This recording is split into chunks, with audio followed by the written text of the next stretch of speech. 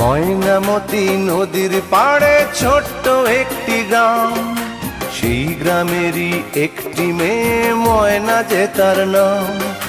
দুরন্ত সেই দুষ্টু মেয়ে থাকতো না যে ঘরে, সারাটি গ্রাম একাই সেজে রাখতো পাগল করে।